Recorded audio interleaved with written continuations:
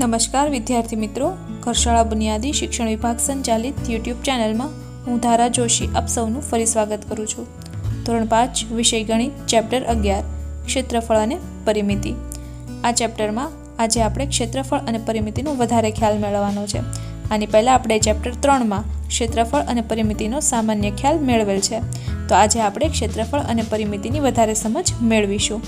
ચાલો આજનો અભ્યાસ શરૂ કરીએ। હવે અહીં સૌપ્રથમ પહેલો સવાલ છે કે કોનો ટુકડો મોટો છે।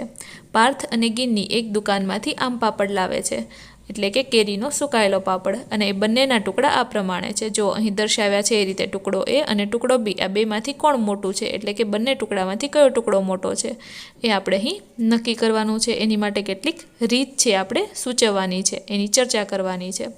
તો પાર્થ અને ગિન્નીનો એક મિત્ર છે એમ કહે છે કે આ જે મોટા ચોરસ છે એની અંદર નાના નાના ચોરસ બનાવી અને પછી એ ચોરસને ગણી લેવાના કે એની અંદર કેટલા ચોરસ છે। જેના ટુકડામાં ચોરસ વધારે એનો ટુકડો મોટો હશે, એમ અહીં એ રીત સૂચવે છે। તો અહીં જુઓ, ટુકડો જે એ છે એની લંબાઈ છે 6 સેમી, એટલે કે એમાં 1 સેમીના 6 ચોરસ આપણે લંબાઈ પર ગોઠવી શકીએ, અને ટુકડા એની પહોળાઈ છે એ 5 સેમી, એટલે કે 1 સેમીના 5 ચોરસ છે આપણે પહોળાઈ પર ગોઠવી શકીએ।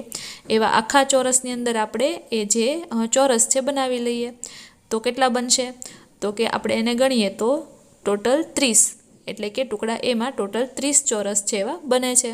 એ જ રીતે ટુકડા બીમાં, તો કે ટુકડા બી છે એની લંબાઈ છે અહીં આપણે જોઈ શકીએ છીએ કે 11 સેમી, એટલે કે 1 સેમીના 11 ચોરસ છે એ એની લંબાઈ પર સમાઈ શકે।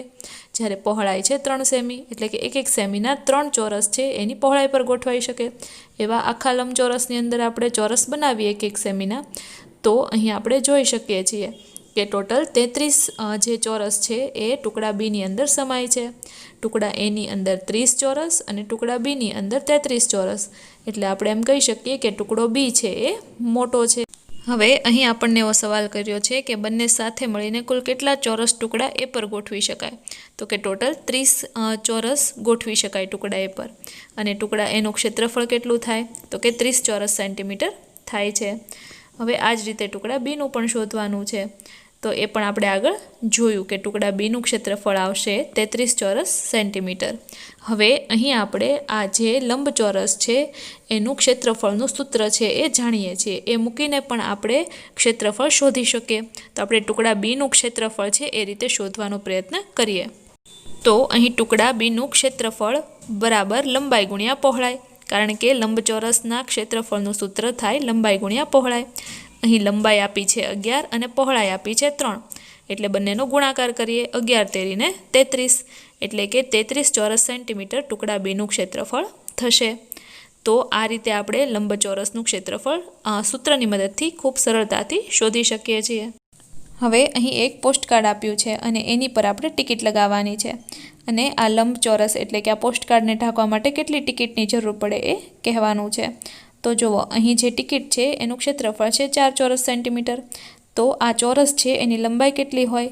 તો આપણને ખ્યાલ છે એ રીતે કે ચોરસનું ક્ષેત્રફળ બરાબર લંબાઈ ગુણ્યા લંબાઈ, એટલે કે 2 દુને 4, એટલે કે આ જે ટિકિટ છે એની લંબાઈ હશે 2 સેન્ટીમીટર। તો આપણે આવી 2 સેન્ટીમીટર લંબાઈવાળી કેટલી ટિકિટ અહીં એની લંબાઈ પર, પોસ્ટકાર્ડની લંબાઈ પર ગોઠવી શકીએ? તો સૌપ્રથમ આપણે આ પોસ્ટકાર્ડની જે લંબાઈ છે એને માપી લેવાની। તો પોસ્ટકાર્ડની લંબાઈ છે એ ફૂટપટ્ટી વડે માપતા આપણને ખ્યાલ આવે કે 14 સેન્ટીમીટર છે, એટલે આપણે એમ કહી શકીએ કે આવી 7 ટિકિટ છે એની લંબાઈ પર ગોઠવી શકાય, કારણ કે 7 દુને 14।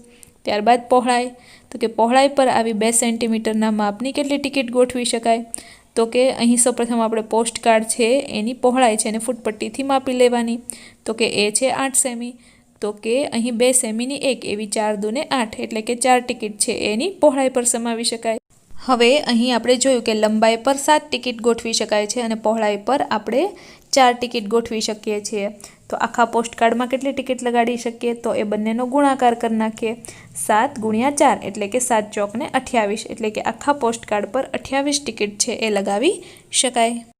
હવે ત્યારબાદ આપણે અનુમાન છે ચકાસવાનું છે, એટલે કે આપણે જે આગળ અનુમાન કર્યું એ કેટલા અંશે સાચું છે અહીં ચકાસવાનું છે।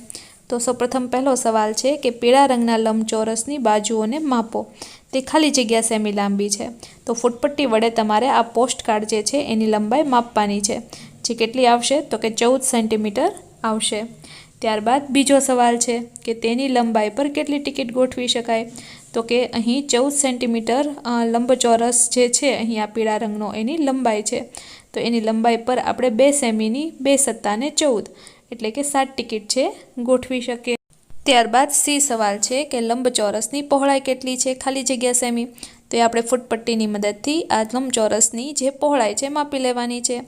એ છે 8 સેન્ટીમીટર, તો તેની પહોળાઈ પર કેટલી ટિકિટ ગોઠવી શકાય, તો કે એની પહોળાઈ છે 8 સેન્ટીમીટર એટલે કે 2 સેમીની 2 ગુણ્યા 4 એટલે કે 2 ચોક 8 એટલે કે 4 ટિકિટ છે ગોઠવી શકાય। ત્યારબાદ ઈ સવાલ, આ લંબચોરસને સંપૂર્ણ ઢાંકવા માટે કેટલી ટિકિટની જરૂર પડે, તો અહીં આપણે ગુણાકાર કરવો પડશે કેનો, તો કે લંબાઈ પર રહેલી ટિકિટો અને પહોળાઈ પર રહેલી ટિકિટો આ બંનેનો ગુણાકાર કરશું। એટલે કે આપણે એમ કહી શકીએ કે લંબચોરસની લંબાઈ પર ગોઠવાતી ટિકિટની સંખ્યા એને ગુણ્યા લંબચોરસની પહોળાઈ પર ગોઠવાતી ટિકિટની સંખ્યા, 7 ગુણ્યા 4 એટલે કે 7 ચોક ને 28 એટલે કે આખા લંબચોરસને સંપૂર્ણ ઢાંકવા માટે 28 ટિકિટની જરૂર પડશે। ત્યારબાદ જી સવાલ છે કે લંબચોરસનું ક્ષેત્રફળ કેટલું થાય, તો આગળ આપણે જે રીતે જોયું એ રીતે લંબચોરસનું ક્ષેત્રફળ બરાબર લંબાઈ ગુણ્યા પહોળાઈ, તો અહીં જે પોસ્ટકાર્ડ છે એની લંબાઈ છે 14 અને પહોળાઈ છે 8 એટલે કે 14 ગુણ્યા 8, 14 ગુણ્યા 8 કરતાં ગુણાકાર આપણે કરવાનો છે 14 અને 8નો, તો કે 14 8 આવે 112 એટલે કે 112 ચોરસ સેન્ટીમીટર, તો આ લંબચોરસનું ક્ષેત્રફળ થશે 112 ચોરસ સેન્ટીમીટર।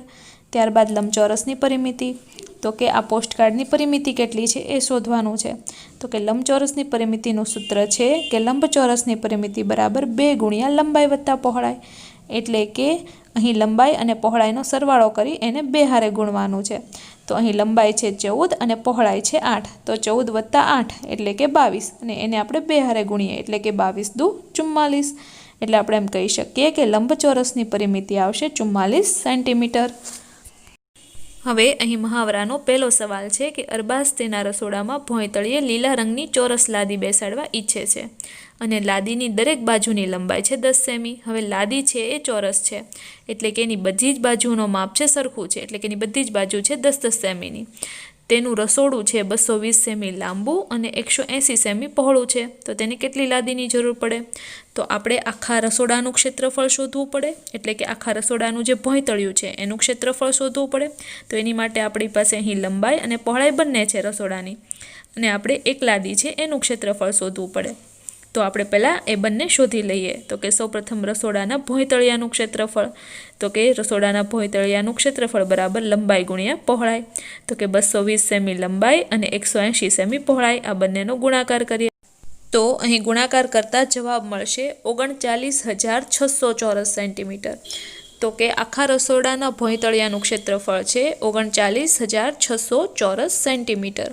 ત્યારબાદ હવે આપણે એક લાદીનું ક્ષેત્રફળ શોધી નાખીએ, તો કે લાદીની બધી બાજુના માપ છે 10-10 સેમી, એટલે કે અહીં એક લાદીનું ક્ષેત્રફળ એટલે કે લંબાઈ ગુણ્યા લંબાઈ એટલે કે 10 ગુણ્યા 10, તો કે 10 ગુણ્યા 10 કરતાં જવાબ આવશે 100 ચોરસ સેન્ટીમીટર, એટલે કે એક લાદીનું ક્ષેત્રફળ છે 100 ચોરસ સેન્ટીમીટર।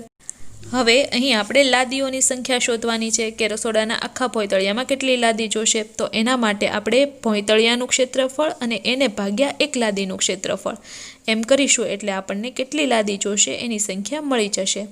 એટલે લાદીઓની સંખ્યા બરાબર ભોંયતળિયાનું ક્ષેત્રફળ એને ભાગ્યા એક લાદીનું ક્ષેત્રફળ એટલે કે 39,600 એના છેદમાં 100 મૂકીશું।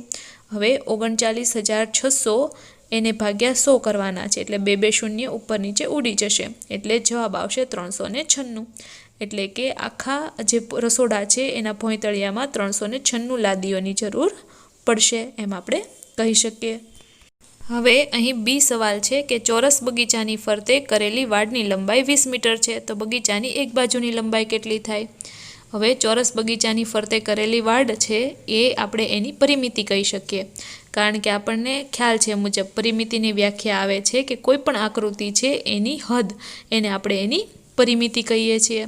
તો આખા ચોરસ બગીચાની જે વાડની લંબાઈ છે 20 મીટર છે એટલે એ ચોરસની પરિમિતિ થશે, એટલે કે ચોરસની પરિમિતિ થશે 20 મીટર। તો અહીં આપણે બગીચાની એક બાજુની લંબાઈ છે શોધવાની છે। હવે ચોરસ બગીચાની ફરતે કરેલી વાડની લંબાઈ એટલે એ બગીચાની પરિમિતિ થઈ, એ છે 20 મીટર।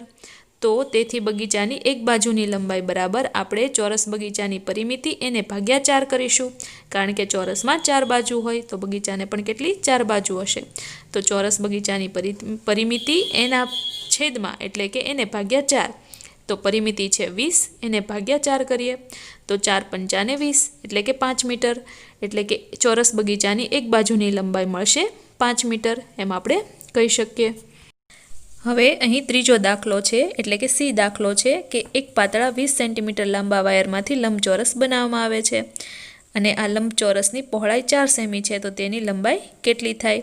હવે અહીં જે આ પાતળો તાર છે એ 20 સેમી લાંબો છે, એટલે આપણે એમ કહી શકીએ કે લંબચોરસની પરિમિતિ, જે લંબચોરસ બનશે એની પરિમિતિ થશે 20 સેન્ટીમીટર. એટલે કે આખા જે આ પાતળો તાર છે 20 સેમીનો, એમાંથી જ લંબચોરસ બનાવવાનું છે, એટલે પરિમિતિ આવશે 20 સેમી. અને લંબચોરસની પહોળાઈ આપી છે 4 સેમી, તો લંબાઈ શોધવાની છે. તો અહીં આપણે લંબચોરસની પરિમિતિનું સૂત્ર મૂકીશું. લંબચોરસની પરિમિતિ બરાબર 2 ગુણ્યા લંબાઈ વત્તા પહોળાઈ. અહીં સૂત્રને આપણે ઉલટું મૂક્યું છે. સૌપ્રથમ 2 ગુણ્યા લંબાઈ વત્તા પહોળાઈ બરાબર પરિમિતિ, એ રીતે મૂક્યું છે. તો હવે આ સૂત્રની અંદર આપણે કિંમત મૂકીએ, એટલે કે 2 ગુણ્યા લંબાઈ વત્તા અહીં જે પહોળાઈ છે એ છે 4 સેન્ટીમીટર અને પરિમિતિ છે 20 સેન્ટીમીટર. હવે 2 છે એને લંબાઈ અને 4 બંને સાથે વારાફરતી ગુણીએ, એટલે 2 ગુણ્યા લંબાઈ વત્તા 4 દૂને 8 બરાબર 20 સેન્ટીમીટર. તેથી 2 ગુણ્યા લંબાઈ બરાબર અહીં 8 છે એ બરાબરની બીજી સાઈડ જશે, એટલે એ જે પ્લસ છે એમાંથી થઈ જશે માઇનસ, એટલે કે ઓછા, એટલે કે 20માંથી 8 બાદ કરીશું. 20માંથી 8 બાદ થાય એટલે અહીં જવાબ મળશે આપણને 12 સેમી.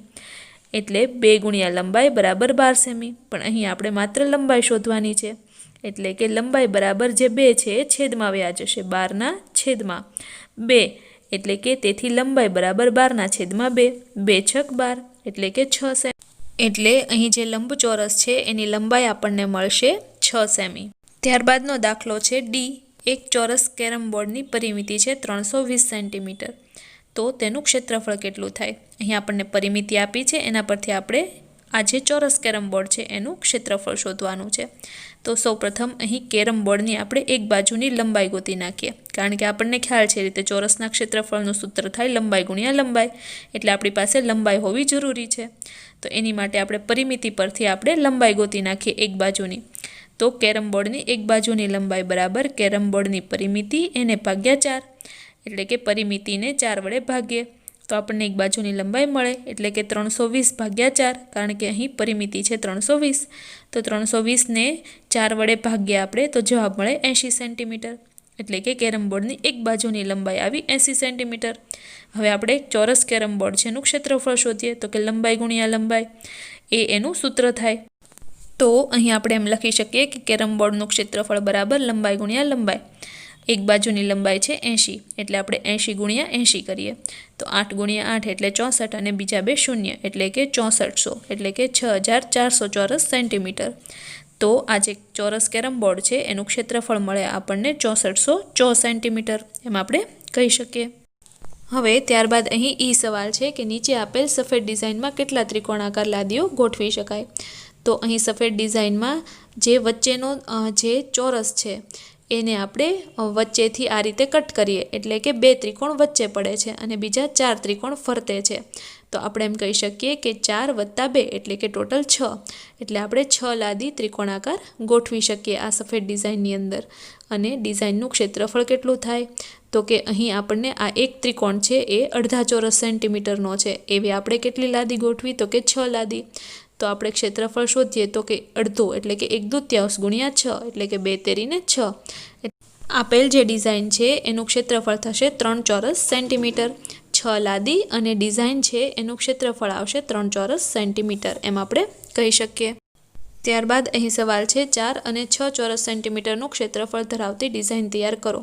તો સૌપ્રથમ આપણે 4 ચોરસ સેન્ટીમીટરનું ક્ષેત્રફળ ધરાવતી ડિઝાઇન બનાવીએ. તો જુઓ અહીં મેં જે રીતે દર્શાવી છે એ રીતે તમારે 4 ચોરસ સેન્ટીમીટરનું ક્ષેત્રફળ ધરાવતી ડિઝાઇન બનાવવાની છે. એની અંદર ત્રિકોણ કેટલા છે? તો કે તમે જોઈ શકો છો કે એની અંદર ટોટલ 8 છે ત્રિકોણ છે આવેલા છે.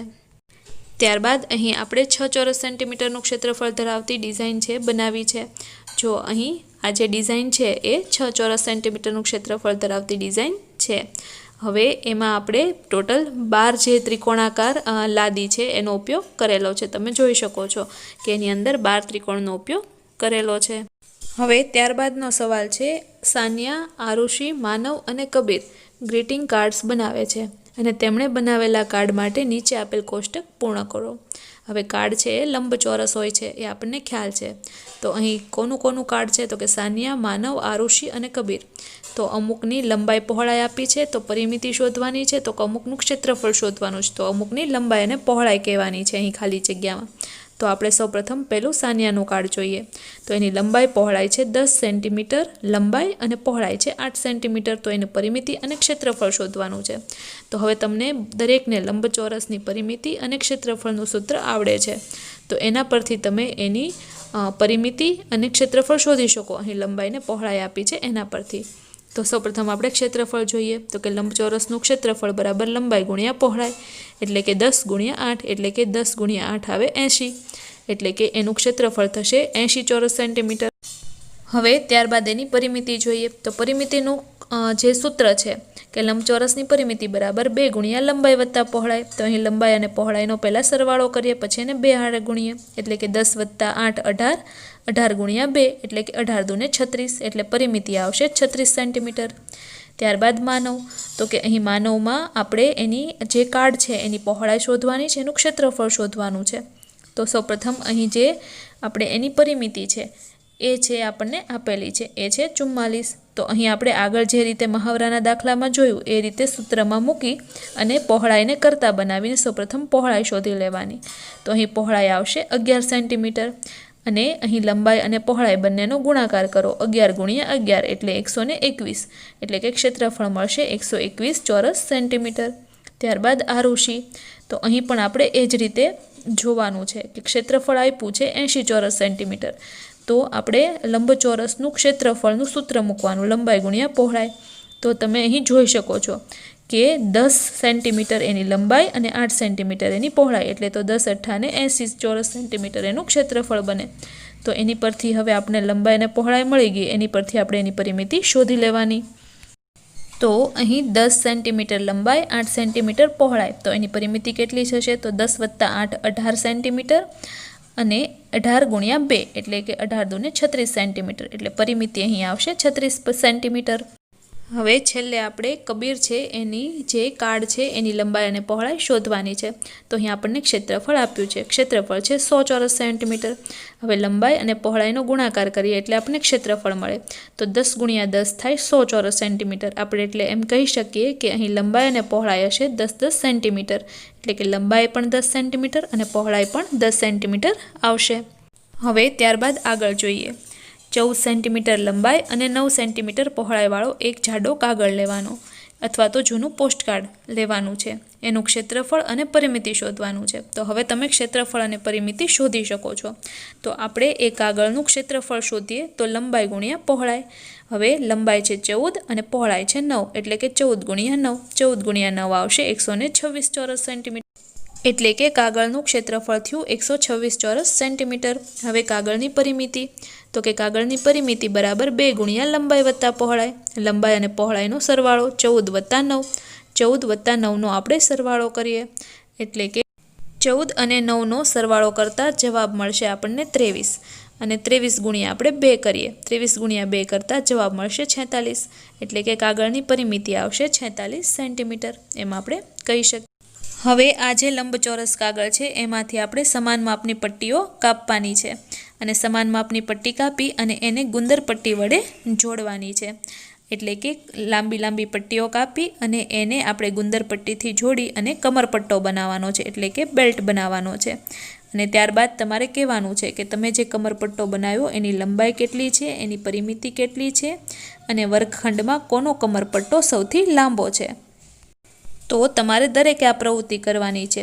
14 સેન્ટીમીટર લંબાઈવાળો અને 9 સેન્ટીમીટર પહોળાઈવાળો એક જાડો કાગળ લેવાનો. એની માટે તમારે ફૂટપટ્ટીની મદદથી કાગળને એટલો માપી અને કાપી લેવાનો. ત્યારબાદ એમાંથી તમારે લાંબી લાંબી પટ્ટીઓ બનાવવાની અને એને ગુંદર પટ્ટી વડે જોડી અને કમરપટ્ટો બનાવવાનો. અને ત્યારબાદ એની પરિમિતિ શોધવાની અને તમારા વર્ગખંડમાં કોનો આ જે કમરપટ્ટો છે સૌથી વધારે લાંબો છે એ પણ તમારે કહેવાનું છે. અહીં આપણને કહ્યું છે ચર્ચા કરો, અને એમાં પહેલો સવાલ છે કે તમારા અમુક મિત્રોનો કમરપટ્ટો બીજા વિદ્યાર્થીઓના કમરપટ્ટા કરતાં લાંબો કેમ બન્યો? તો એણે શું કર્યું? તો કે એણે એની જે કમરપટ્ટા છે, એની જે પટ્ટીઓ બનાવી છે, એની પહોળાઈ ઓછી રાખી છે, એટલે કે એની પહોળાઈ જે છે પ્રમાણમાં ઓછી છે એવી પટ્ટીઓ બનાવી છે. એથી એનો જે પટ્ટો છે, કમરપટ્ટો છે, લાંબો બનશે. ત્યારબાદ બીજો છે સવાલ, તમારા કમરપટ્ટાનું ક્ષેત્રફળ એ પોસ્ટકાર્ડના ક્ષેત્રફળ જેટલું જ છે, શા માટે?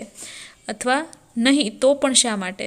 તો આપણે એમ કહી શકીએ કે હા, જે કમરપટ્ટો છે એનું ક્ષેત્રફળ એ પોસ્ટકાર્ડના ક્ષેત્રફળ જેટલું જ છે, કારણ કે આપણે એ જે પટ્ટીઓ બનાવી છે એ આ પોસ્ટકાર્ડ છે એનામાંથી જ આપણે કાપી કાપીને બનાવી છે. એટલા માટે એમ કહી શકીએ કે આ જે કમરપટ્ટાનું ક્ષેત્રફળ છે એ પોસ્ટકાર્ડના ક્ષેત્રફળ જેટલું છે. ત્યારબાદ ત્રીજો સવાલ, બીજી વખતે કમરપટ્ટો લાંબો બને તે માટે તમે શું કરશો? તો જો હવે બીજી વખતે જ્યારે કમરપટ્ટો બનાવો ત્યારે એની લંબાઈ જો વધારવી હોય તો એની માટે જાડા કાગળમાંથી પ્રમાણમાં ઓછી પહોળાઈ ધરાવતા એવી પટ્ટીઓ તમારે કાપવાની. એટલે કે પટ્ટીઓ છે એની પહોળાઈ ઓછી હોય એવી પટ્ટીઓ તમારે કાગળમાંથી કાપવાની છે, જેથી તમારો જે કમરપટ્ટો છે વધુ લાંબો બની શકે. હવે અહીં એક વિદ્યાર્થીનું ચિત્ર આપ્યું છે અને એમ કહે છે કે પોસ્ટકાર્ડમાંથી હું પસાર થઈ શકું છું. પટ્ટી કાપ્યા વગર એણે લૂપ તૈયાર કર્યો છે અને એમાંથી એ પસાર થઈ શકે છે. તો આ લૂપ છે એ કેવી રીતે બનાવાય? તો જુઓ, અહીં તમારા પાઠ્યપુસ્તક જે છે એના પેજ નંબર 154 પર આ પ્રકારની આકૃતિઓ તમે જોઈ શકો છો. તો સૌપ્રથમ તમારે ઉપર દર્શાવ્યા મુજબ પોસ્ટકાર્ડમાંથી રેખાઓ દોરવાની છે. ત્યારબાદ એ રેખાઓને કાપવાની છે, એટલે એક સરસ મજાનો લૂપ તૈયાર થશે અને આ લૂપમાંથી તમે પસાર થઈ શકો છો. તો આ પ્રવૃત્તિ તમે પણ તમારા ઘરે કરજો. એક પોસ્ટકાર્ડમાં રેખાઓ દોરી એને સરખી રીતે કાપી અને એમાંથી એક લૂપ તૈયાર કરજો. અને આ ઉપરાંત તમે ક્ષેત્રફળ અને પરિમિતિ, લંબચોરસનું ક્ષેત્રફળ, લંબચોરસની પરિમિતિ, ચોરસનું ક્ષેત્રફળ અને ચોરસની પરિમિતિના જે સૂત્રો છે એને પાકા કરજો અને એની પરથી જે આજે મહાવરાના દાખલા આપણે જોયા એ પણ ગણવાનો પ્રયત્ન કરજો. તો આજનો અભ્યાસ આપણે અહીં સુધી રાખીએ.